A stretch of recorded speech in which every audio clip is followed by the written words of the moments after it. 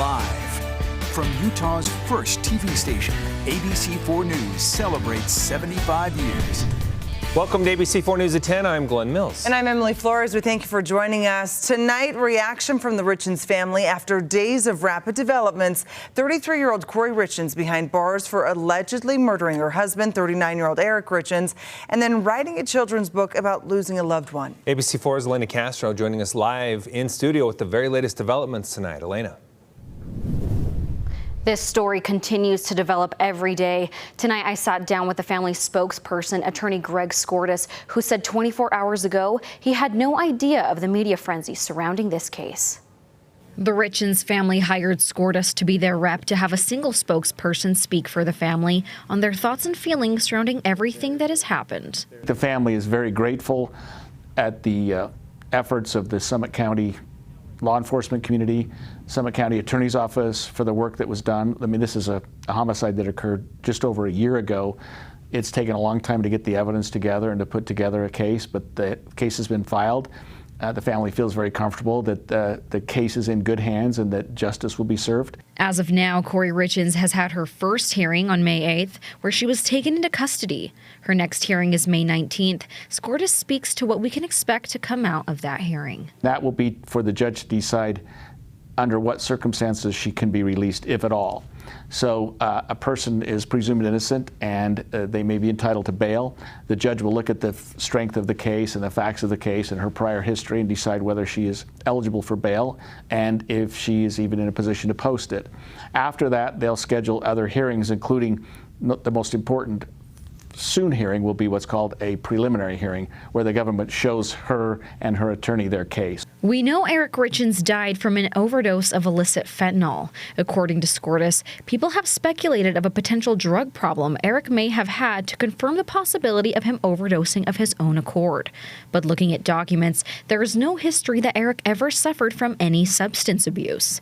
Skordas says to assume that he had an addiction he hid from everyone is outrageous and untrue. The government has alleged that the individual who sold the defendant the fentanyl, which ultimately caused her husband's death, has come forward and has given them a statement and has admitted that in fact she sold fentanyl pills to the defendant. While this case is garnering national attention, the family wants the focus to stay on Eric, and they do not want for him to be forgotten amidst all this media coverage. Stick with ABC4 News as we continue to cover all the latest developments. Back to you. Elena, thank you. The pioneering Utah mommy blogger Heather Armstrong has died at the age of 47. Her boyfriend confirming to the Associated Press she died by suicide yesterday in their Salt Lake City home. Armstrong was known for her frank public discussions on parenting, relationships, and her struggles with addiction. She founded her website with her then husband and business partner John back in 2001, making her a trailblazer for the mommy blog space. She became an author, appearing on Oprah, and was once listed as one of Forbes' most influential women in media. Her close friend, Kat Palmer, and Taryn Hyatt of the American Foundation for Suicide Prevention speaking about the loss. She loved her kids fiercely, and she was a brilliant artist. I don't know that many people knew that. The creativity in her mind was endless. It wasn't just writing. What we can do, again, is look at this as an opportunity to be helpful to those who are here, to love each other, to, again, be open with each other, especially when we fall down and especially when we have a struggle. She is survived by her 2 teen daughters. If you are struggling with thoughts of suicide, please take a look at the screen right now and remember you are never alone. There are resources available 24 hours a day. All you need to do is dial 988 and you can reach the National Suicide Prevention and Crisis Lifeline.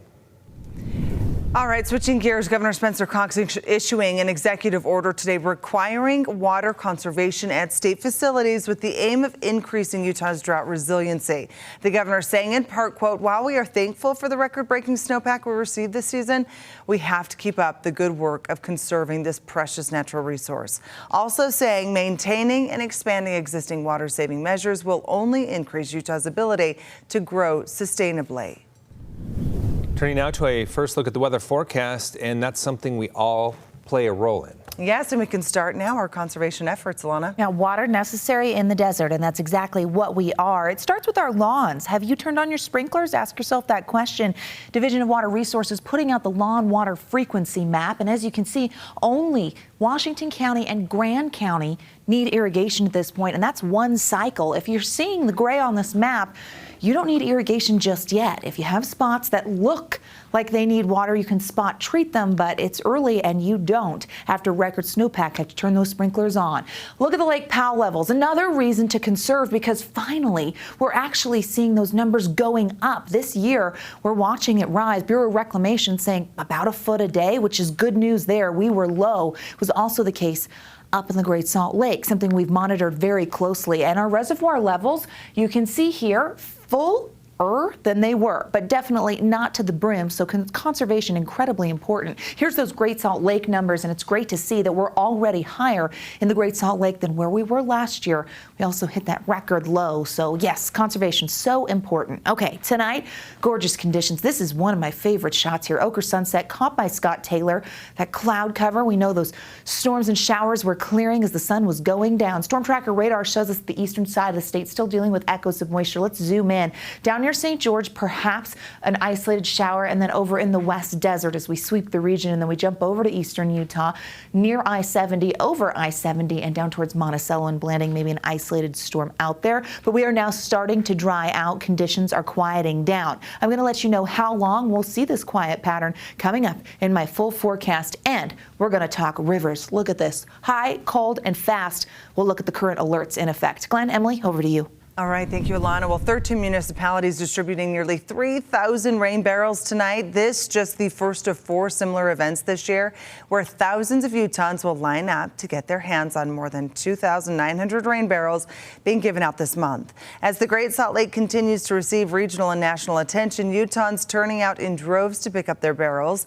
Rain barrels giving residents the opportunity to become stewards of water conservation through a hands-on experience that past participants say completely changed their perspective on water. A member of Lehigh City and chair of the committee distributing the water barrels, expressing why this is all so important. Well, today, these people that are getting these 50-gallon barrels are really making a difference. They will save so much water they can use that to water their flowers or their gardens and not use the water that the city would be using normally to do that. So that would help us greatly. All right, the executive director of the Utah Rivers Council saying that millions of gallons of water have been saved through this program over the years. If you'd like more information on how you can get your hands on a barrel, you can call the number you see there on your screen. New at 10, Murray police asking for information on a stabbing leaving 2 men injured Tuesday night. According to police, 2 men entering the Holiday gas station near 53rd South and 580 West saying they'd been stabbed by someone with a knife. Police saying the 2 men were walking back to their hotel just east of that gas station when they were assaulted. Both taken to the hospital and released. The suspect described as a white man around 6 feet tall. Police also saying he was wearing a gray hoodie, black medical mask, and has green curly hair. If you have any information, please contact police at the number you see right there. Also new at 10, homicide detectives with the Salt Lake City Police Department asking for your help identifying 2 people who may have critical information related to the murder of a 28-year-old man. Now, the stabbing happening on Sunday, April 30th. The victim identified as Oscar Vera of Sandy. Detectives believe Vera was stabbed during a large fight that happened as people left a nearby nightclub. During the fight, a second person was stabbed as well. So anyone with information is asked to call the number that you see there at the bottom of your screen. UTA's new Central Depot District Garage finally opened for operations. The new depot, inaugurated today as a state-of-the-art maintenance and fueling facility. The project includes a new bus maintenance shop and charging facilities for a fleet, which includes up to 24 electric buses. Officials hoping this will create more jobs and also be more environmentally friendly. This new depot replaces the 46-year-old Salt Lake Central Bus Garage, which could only maintain 100 buses at any given time due to a lack of available space.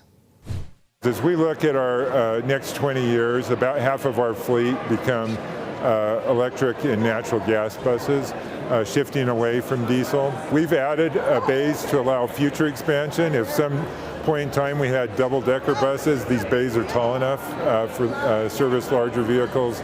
The new depot district will free up to 9 acres of land at the site of the old Salt Lake Central garage, and this land will be used to address Salt Lake City's housing shortage. Coming up, border policy Title 42 ending tomorrow, making big changes to immigration, how the Biden administration plans to handle it. And Representative George Santos has been charged by federal prosecutors in New York, charged with wire fraud, money laundering, theft of public funds, and making false statements. And the live view of Cedar City as temperatures dropping into the mid-40s. We've got clear skies on deck for many portions of the Beehive State. We've got a warming trend as well. When it kicks in and how long it stays, coming up in my full forecast.